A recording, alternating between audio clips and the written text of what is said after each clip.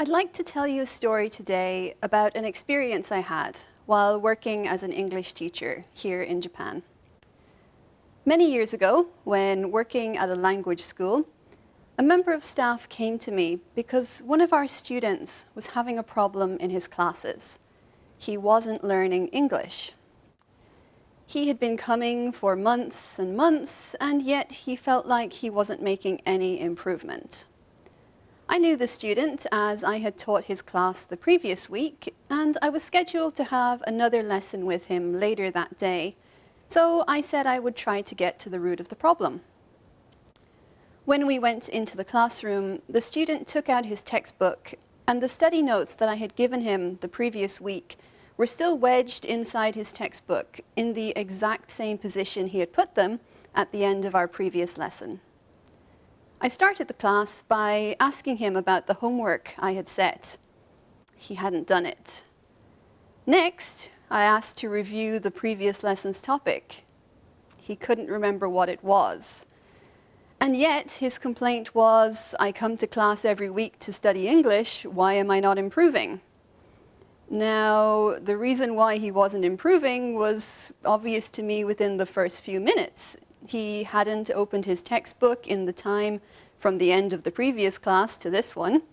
He hadn't reviewed his study notes, and he hadn't done his homework. And I'll be honest, I was a little bit angry. I mean, if it was obvious to me, then why couldn't he see it too?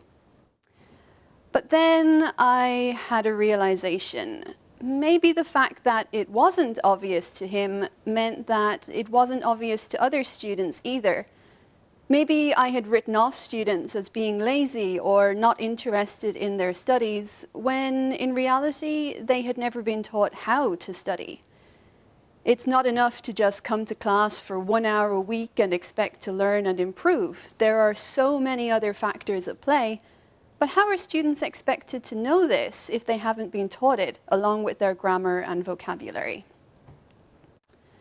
When light passes through a prism, we can see the individual colors dispersing out the other side. And in much the same way, when we examine the concept of learning a language, we can break it down into its individual components. So that's what I'd like to do today. Using the letters of PRISM, I'd like to outline 5 key points that are essential when learning a language. And by doing so, I hope that I can shed some light on some areas that you may be struggling with in your own language learning journey, and maybe help to forge a path forward to improvement.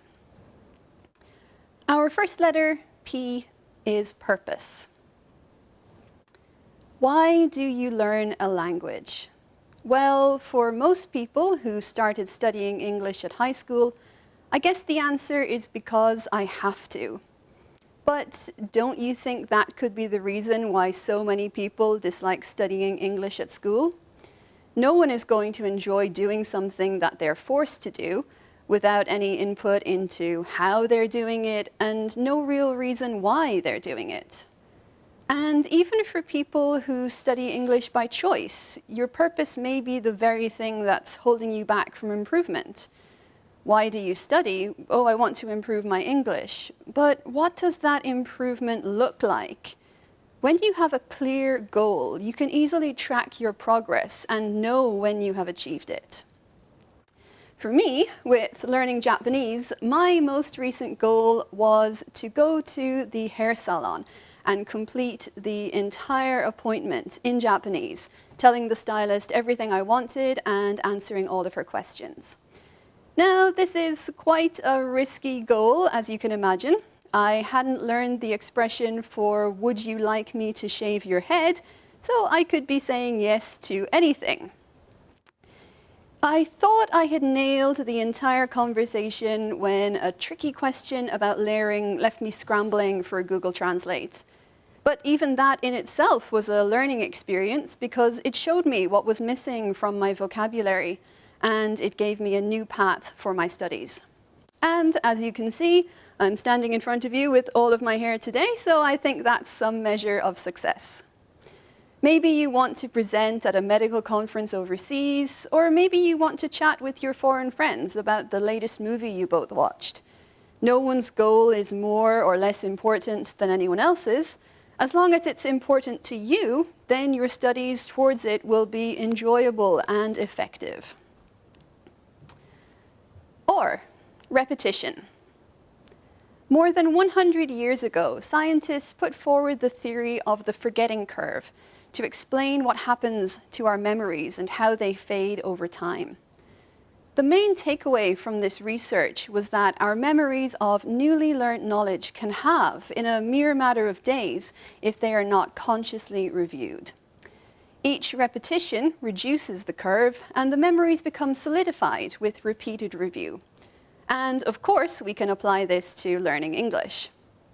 Let's take the example of a 10-year-old child. Now, how many new words do you think this child can learn in a single day? Well, the answer may surprise you. It's approximately 12 new words a day, and the rate actually drops for adult learners. Let's be generous and say it's 10 new words a day. Now, if you're a student at a medical university, chances are you're being exposed to many new and complicated medical terms in your classes every day, and of course, these count towards your 10 words a day allowance. And so too do any new words you learn in your English classes. So maybe you're hearing 10 or 20 or 30 new words every single day. You can't be expected to just hear them once and remember them. You have to put the work in. I'd like you to try a little experiment for me when you go home this evening. Take out your study notes from a class that you had last week and see how much of the information you can easily recall. Then do the same thing for a class you had back in April.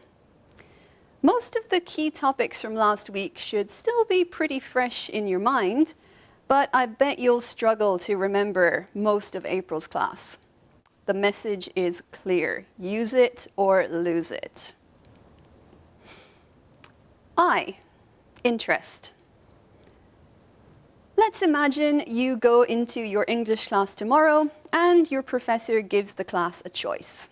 Okay, class, today we can study English by memorizing all of the grammar in this textbook. Or we can study English by watching this interesting video and having a discussion about the topic. What do you think the students are going to choose? Well, unless they are gluttons for punishment, most people are going to go for option B. Let's think about why this is. One of the biggest complaints I hear when people are trying to study is that we are surrounded by distractions. Our smartphones, laptops, and TV screens are constantly demanding our attention. And let's face it, the content that you can find on those is far more interesting than anything you can find in your textbooks or study notes. But why not use that to your advantage? Learning a language doesn't have to mean spending hours on a boring textbook, memorizing advanced vocabulary and grammar rules. Instead, why not watch a movie or learn the lyrics of your favorite artist's song or read a comic book? The English that you learn from a few hours of that will stick with you far longer than hours or days spent poring over a boring textbook.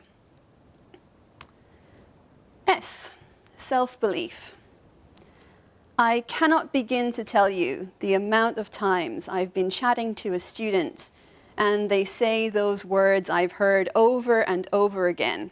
I can't speak English. Now, they tell me this in English during a conversation that we've been having in English. And of course, what they mean is I can't speak English perfectly or I can't speak English fluently. But I'm telling you today, that doesn't matter. In fact, not only does it not matter, it's perfectly natural. When you're learning a new skill, whether it's a language or playing the piano or trying to beat a level in a video game, there's one great expression you can always keep in mind. Comparison is the thief of joy. So don't compare yourself to the native speaker or the guy who studied overseas or the girl who's been taking extra classes for years. The only person you should compare yourself to is the person you were yesterday. As long as you can keep building on your skills, you'll have the belief to know that you can succeed. When all of these points are working together, we're left with one final thing, our last letter, M, motivation. You can lead a horse to water, but you can't make it drink. And you can lead a student to English class, but you can't make them study. Believe me, I know. Ultimately, we all hold the keys to our own success, and we just have to have the motivation to use them to their full potential. When you have found a purpose that's important for you, when you work repeatedly on something that's of interest to you, and when you have the self-belief to know that you can succeed, then you don't even have to worry about motivating yourself because that motivation will already be there. Let me tell you one final story to illustrate what I mean by this.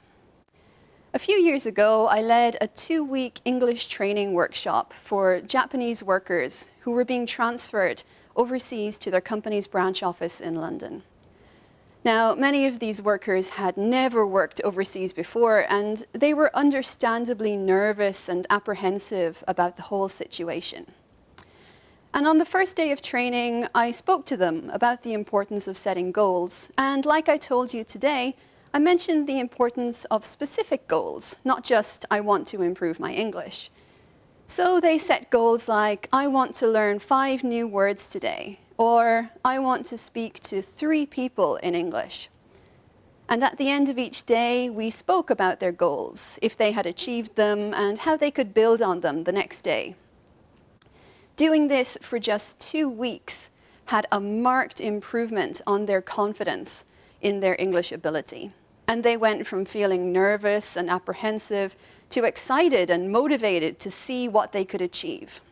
And this was in just 2 weeks. Think about what you could achieve if you took this attitude with you on your years of language learning. Please give it a try. I promise you won't regret it. Thank you.